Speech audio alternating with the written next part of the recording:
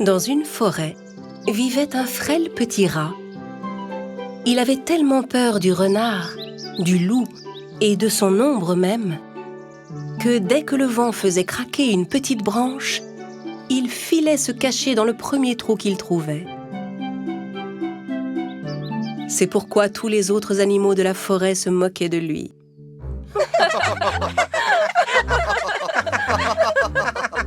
Mais quel froussard!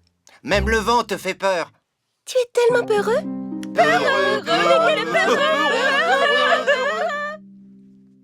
Un jour, le rat rassembla tout son courage et alla trouver le roi de la jungle, le lion.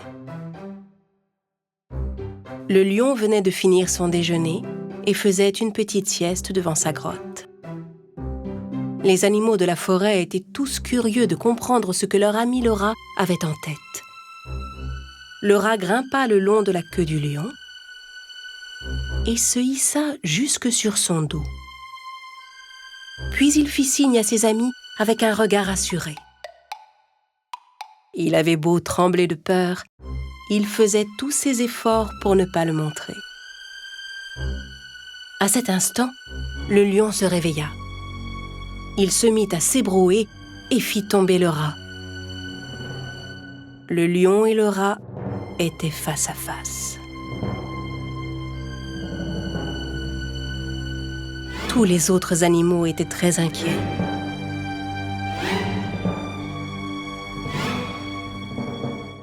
Oh non, non! Le lion va croquer le petit rat! Quel cran! Quel courage tu as!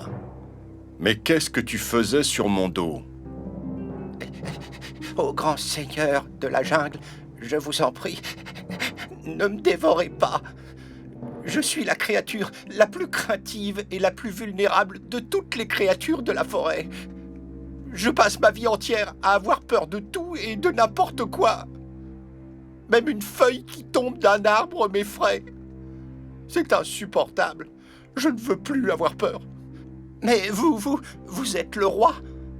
Un seul de vos rugissements suffit à faire trembler tous les autres animaux de peur. Accepteriez-vous, pour me rassurer, de me garder sous votre protection? Le lion avait écouté le rat sans rien dire. Le rat attendait sa réponse avec inquiétude.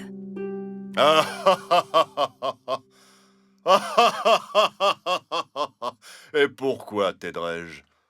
Hein? Donne-moi une seule bonne raison de ne pas te manger sur le champ. Un jour, je vous retournerai la faveur, je vous le promets. Qui sait? Peut-être un jour aurez-vous besoin de mon aide. Dès que le petit rat eut fini de parler, le lion poussa un terrible rugissement. Comment un minuscule petit rat comme toi pourrait m'être de la moindre utilité? Mais en voyant le pauvre petit rat trembler devant lui, le lion décida de ne pas le manger. Tu as de la chance, je n'ai plus faim. Et maintenant file, hors de ma vue. Le rat obéit et fila se cacher loin du lion. Tous ses amis qui avaient assisté à la scène étaient tout étonnés. Quelque temps plus tard, le lion, qui avait faim, décida d'aller faire un tour dans la forêt. Mais il fut soudain attrapé dans un grand filet que les chasseurs avaient placé là. Suspendu dans les airs, il essaya de se débattre pour s'échapper du filet, mais il était pris au piège.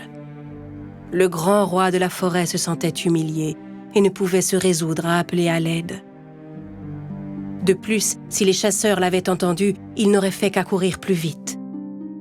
Ne trouvant aucune solution, il décida d'attendre. Un à un, tous les animaux de la forêt remarquèrent la présence du lion dans le filet. Mais aucun d'eux n'osa s'approcher du terrible lion. Le rat qui passait par là aperçut le lion à son tour et décida aussitôt de lui venir en aide. Il s'élança, sauta sur la queue du lion, grimpa jusqu'au filet et commença à ronger la corde. Au même moment, le lapin s'approcha pour le prévenir. « Hé, mon ami, vite, les chasseurs arrivent !» En entendant le mot « chasseur », tous les animaux qui s'étaient rassemblés s'enfuir dans les bois en courant. Mais le rat continua de ronger la corde avec persévérance.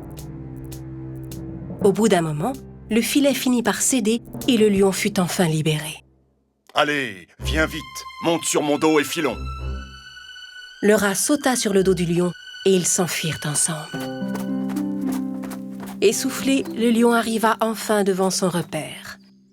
Il se baissa pour laisser le rat descendre. Quand tu m'as dit qu'un jour je pourrais peut-être avoir besoin de ton aide, je ne t'ai pas cru.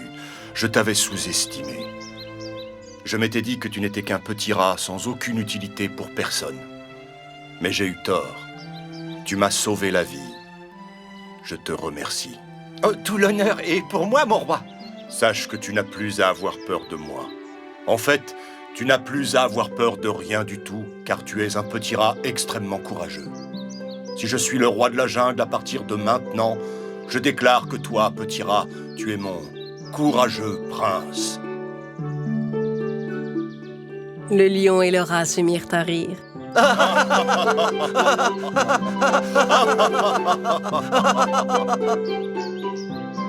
Tous les animaux qui les avaient écoutés de loin accoururent pour applaudir le courage du brave petit rat. Le lion et le rat devinrent les meilleurs amis du monde et vécurent paisiblement dans la forêt. Un jour, un rat qui vivait à la ville alla rendre visite à l'un de ses amis. Son ami avait quitté la ville depuis longtemps pour s'installer à la campagne. Après un long voyage, le rat des villes arriva finalement au village de son ami.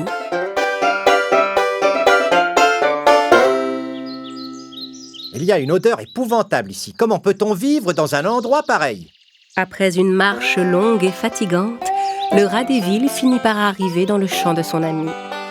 Le rat des champs s'était fabriqué lui-même une maison sous la terre. C'était là qu'il vivait. Comment mon ami peut-il vivre dans un environnement pareil? Je ne comprends toujours pas. Le rat des villes frappa à la porte. Le rat des champs lui ouvrit et fut à la fois surpris et très heureux de revoir son ami. Bienvenue, mon ami. Qu'est-ce qui t'amène ici, en dehors de la ville? Je commençais à me fatiguer de vivre à la ville. J'ai eu l'idée de venir te voir et de découvrir quel genre de vie tu mènes depuis que tu es ici. Mais je vois que tu n'es vraiment pas heureux. Ça alors, entre, ne reste pas là. Je vais nous préparer quelque chose à manger. Ils entrèrent tous les deux. Le rat des villes fut stupéfait de découvrir l'intérieur de la maison. Le rat des champs vivait dans un petit trou que le rat des villes trouva sombre et étouffant. Alors, comme ta maison est sombre et petite, comment peux-tu vivre dans cet endroit? Le rat des champs servit un repas à son ami. Sur la table, il mit un morceau de fromage, de la salade, une carotte et des grains de maïs. Le dîner est servi. Sers-toi, mon ami, et bon appétit. Le rat des villes regarda ce qui était posé sur la table et dit: Ça alors, tu parles d'un festin? Là où nous vivions, les rats ne s'arrêtaient même pas devant ce genre de nourriture. Nous avions des pains, des pâtisseries, tout un tas de fromages et de viande. On peut trouver tout ce qu'on désire quand on habite à la ville. Quand ils eurent fini leur repas, ils sortirent se promener dans le champ autour de la maison. Le rat des villes n'aimait décidément pas l'endroit où vivait le rat des champs. Cet endroit n'est pas à mon goût. C'est tellement sale et ennuyeux. Il faut que tu viennes chez moi. Je t'emmènerai faire le tour de la ville. Il faut que tu vois ça. Oh, je suis sûr que tu ne reviendras plus ici. Le lendemain matin, les deux amis se dirent au revoir. Peu de temps après, le rat des champs décida de rendre à son tour visite à son ami. Il quitta sa maison et se mit en route. Après un long voyage, il arriva en ville. Le rat des champs se rendit chez son ami en suivant les indications qu'il lui avait données. Le rat des villes habitait dans un appartement. Le rat des champs fut stupéfait de voir où vivait son ami. Cette immense maison est à toi? Pas vraiment. Je la partage avec les propriétaires, bien sûr. Je meurs de faim. montre-moi ce merveilleux festin dont tu m'avais parlé. Le rat des villes entra dans la cuisine, ouvrit la porte du réfrigérateur et prit du fromage, de la viande et toutes sortes de fruits et de légumes qu'il posa sur la table. Tandis qu'ils commençaient à manger, ils entendirent un chat miauler. Le rat des villes sursauta et dit « Oh non! Le chat de la maison nous a entendus. Nous devons nous cacher. Viens !» Les deux rats s'enfuirent et allèrent se réfugier dans un trou du mur. Hors d'haleine, le rat des champs demanda « Tu vis dans la même maison qu'un chat? Et tu ne trouves pas ça dangereux ?» Si, bien sûr. Mais c'est le prix à payer pour vivre dans le confort et être bien nourri et en bonne santé. Au bout d'un moment, le chat quitta la cuisine et les deux amis purent sortir de leur trou et aller reprendre leur repas. Un instant plus tard, en entendant la porte d'entrée s'ouvrir, le rat des villes fut à nouveau pris de panique. « Ah, vite, dépêche-toi, les propriétaires viennent de rentrer. Fuyons avant qu'ils nous voient. » Ils retournèrent se cacher tous les deux dans le trou et le rat des champs, essoufflé, demanda à nouveau « Cette fois, pourquoi on s'est enfui? La maîtresse de maison, elle ne sait pas que tu vis ici? » Bien sûr que non. Les gens sont très dangereux, tu ne le sais pas?